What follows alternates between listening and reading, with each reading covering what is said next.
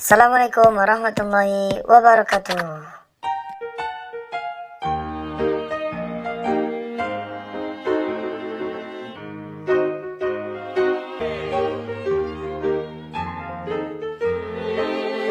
Nama saya Siska Rusdalia dengan NIM 44218. Kalau di sini saya akan menjelaskan tentang latar belakang datangnya bangsa Eropa ke Asia Tenggara. Jadi, latar belakang kedatangan bangsa Eropa ke Asia Tenggara, jatuhnya Konstantinopel pada tahun 1453 ke tangan Turki Utsmani, yang menyebabkan terputusnya jalur perdagangan di Laut Tengah antara Eropa dan Asia Barat. Bangsa Eropa kemudian beralih ke daerah timur untuk mencari rempah-rempah, komoditi yang paling disukai dan dihargai mahal di Eropa. Sejak abad ke-15 hingga 17, bangsa Eropa mengalami gerakan budaya yang disebut dengan Renaissance. Kegiatan intelektualnya mendapatkan perhatian khusus sehingga para pemikir dan petualang bermunculan. Atas keinginan penguasa Spanyol, Christopher Columbus melakukan pelayaran dan sampai di benua Amerika pada tahun 1492. Pada tahun 1498, Vasco da Gama berhasil menemukan jalan ke timur melalui Tanjung Harapan. Meletusnya revolusi industri pada tahun 1750 sampai 1850 turut mendorong terjadinya kolonialisme. Bangsa Eropa ini berlomba-lomba melakukan perluasan daerah sebagai tempat pemasaran hasil dari industri, mencari bahan mentah, penanaman modal, dan mendapatkan tenaga buruh yang murah. Selain itu, dibukanya terusan Suez yang membuat jalur perdagangan Eropa bergerak sangat cepat. Terusan Suez ini dibangun atas insinyur Prancis yang bernama Ferdinand Vicomte de Lesseps, lalu diresmikan pada tahun 1869, yang menghubungkan Eropa dan Asia tanpa mengelilingi Afrika, melainkan langsung melewati Mesir dan melintasi selatan Asia. Kemudahan tersebut menjadi faktor pendukung pelayaran kapal-kapal bangsa Eropa ke Asia Tenggara. Perkenalkan, nama saya Fitri dengan NIM 44202. Saya di sini akan menjelaskan mengenai kronologi kedatangan Eropa ke Asia Tenggara. Kronologi kedatangan Eropa ke Asia Tenggara. 1. Indonesia. Kolonialisme bangsa Eropa di Asia Tenggara bermula ketika Vasco da Gama yang sedang mencari sumber rempah-rempah di wilayah timur mendengar tentang kemasyhuran Malaka.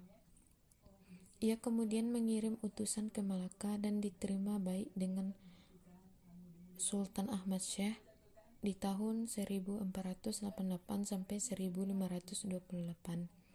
Dan pada tahun 1511, pasukan Portugis yang dipimpin oleh Alfonso dengan kekuatan sebanyak 1.200 orang dan 18 buah kapal berhasil menaklukkan Malaka. Kedatangan Spanyol di Kepulauan Maluku yang dipimpin oleh Juan Sebastian de Elcano tidak diharapkan oleh bangsa Portugis.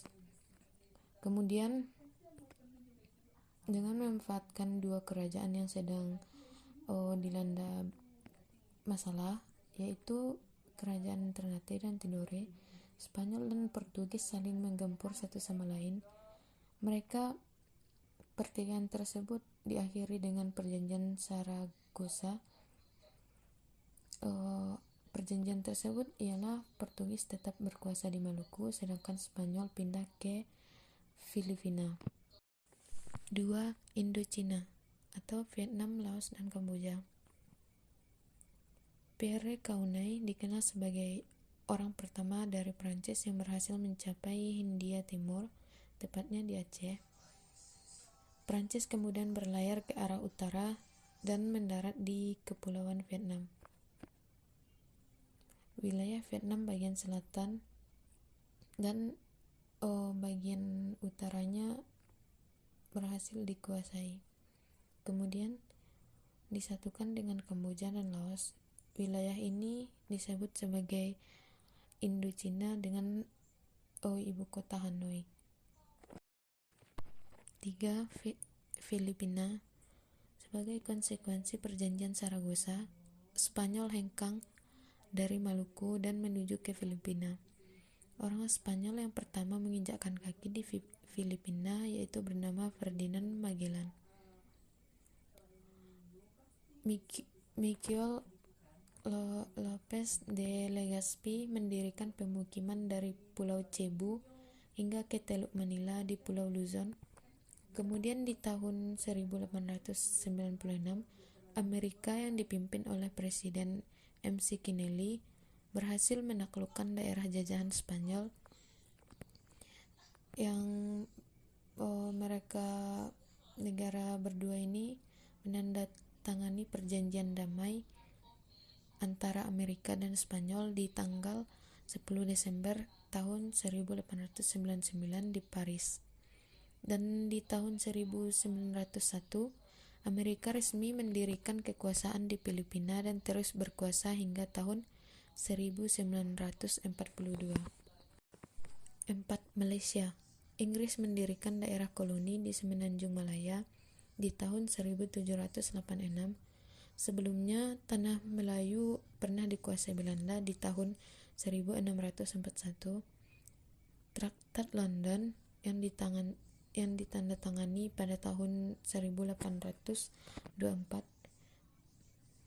Traktat London itu perjanjian antara Inggris dengan Belanda yang isinya itu membagi kekuasaan Inggris dengan Belanda. Nusantara menjadi milik Belanda sedangkan daerah Melayu dikuasai oleh Inggris. Dan pada tahun 1867, Inggris dipercaya untuk menengahi konflik antara Raja Melayu dan Cina. Akhirnya perjanjian Pangkor ditandatangani dan mengakibatkan perluasan kekuasaan Inggris ke negeri-negeri Melayu lainnya seperti Perlak, Pahang, Selangor, dan Negeri Sembilan. 5. Myanmar. Myanmar sebelum kedatangan bangsa Eropa di Asia Tenggara adalah sebuah kerajaan dengan nama Burma.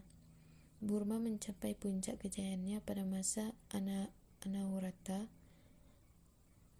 Kolonial bangsa Eropa di Myanmar terjadi akibat kekalahan Perang Burma melawan Inggris pada tahun 1824 sampai 1885. Myanmar dijadikan sebagai salah satu provinsi wilayah kolonial Inggris dengan ibu kota yang bernama Yangon. Dan pada memasuki abad ke-20, kesadaran nasional mulai terbentuk dengan didirikannya perkumpulan pemuda Buddhis. Dan di tahun 1942, Myanmar jatuh ke tangan Jepang sebagai dampak dari Perang Pasifik. 6. Singapura. Singapura sebelum penjajahan Eropa merupakan bagian dari Kerajaan Sriwijaya yang dikembangkan sebagai kota laut. Singapura berada dalam genggaman Kesultanan Malaka, yang mayoritas penduduk Singapura itu bangsa Cina yang awalnya datang hanya untuk berdagang.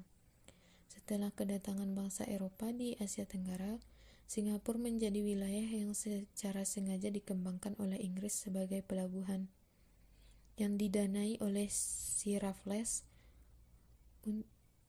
yang saat itu tiba di Singapura pada tanggal 29 Januari tahun 1819. Ia menjumpai sebuah perkampungan Melayu kecil di muara sungai Singapura yang diketuai oleh seorang Temenggung Johor. Pulau itu dikelola oleh Kesultanan Johor, tetapi keadaan politiknya tidak stabil. Sultan Johor atau Tengku Abdurrahman dikendalikan oleh Belanda dan Bugis. Dan di tanggal 15 Februari tahun 1942, Singapura jatuh ke tangan Jepang setelah Arthur Ernest menyerah terhadap Jepang. 7. Brunei Darussalam. Penjajahan Inggris di Brunei dimulai ketika James Brooke menduduki Sarawak dan menyerang Brunei di tahun 1839 hingga Brunei kehilangan kekuasaannya atas Sarawak. Dan di tanggal 19 Desember tahun 1846, Pulau Labuan dan sekitarnya diserahkan kepada James Brooke, sehingga Brunei menyatakan berkuasa penuh atas wilayahnya, dan kemudian ia mendirikan kerajaan di tahun 1959. Namun urusan luar negeri tetap diserahkan kepada Inggris. Bismillahirrahmanirrahim. Perkenalkan, nama saya Rindi Saputra, pemegang NIM 44246. Sini saya akan menjelaskan tentang kebijakan-kebijakan kolonial Eropa dan pengaruhnya di Asia Tenggara. Jadi, kebijakan-kebijakan kolonial Eropa dan pengaruhnya di Asia Tenggara itu ada beberapa bidang. A. Bidang politik dan ekonomi. Yang pertama, penetapan undang-undang. Bangsa Eropa enggan mematuhi peraturan yang telah ditetapkan oleh kerajaan-kerajaan di Asia Tenggara. Sebaliknya, mereka berusaha mengalahkan kerajaan tersebut atau membuat undang-undang yang harus diikuti oleh jajahannya. Kedua, pendirian kongsi dagang. Umumnya, kerajaan Eropa mengumpulkan para wirausahaan dalam sebuah kongsi dagang. Perkumpulan ini dapat berperan sebagai tangan kanan pemerintah kolonial dalam pelaksanaan kegiatan ekonomi dan penyedia kas. Dalam rangka mengukuhkan kekuasaannya di Indonesia, VOC merumuskan dan menetapkan berbagai kebijakan. Adapun dampak yang dihasilkan dari penerapan kebijakan-kebijakan tersebut adalah berkurangnya wibawa dan pengaruh penguasa lokal, dan meningkatnya kemiskinan di kalangan rakyat jajahan. Kemudian B. Bidang pendidikan. Yang pertama, sistem pendidikan formal. Bangsa Eropa memperkenalkan sistem laporan, absensi, jadwal harian, dan pendidikan berjenjang. Kedua, pengajaran bahasa dan pemikiran Eropa melalui sekolah-sekolah yang didirikan oleh bangsa Eropa. Penduduk Asia Tenggara dididik dengan pengajaran ala Eropa dan berbagai pemikirannya. Dan yang terakhir, C. Bidang sosial dan budaya. Yang pertama, tersebarnya agama Kristen di Asia Tenggara.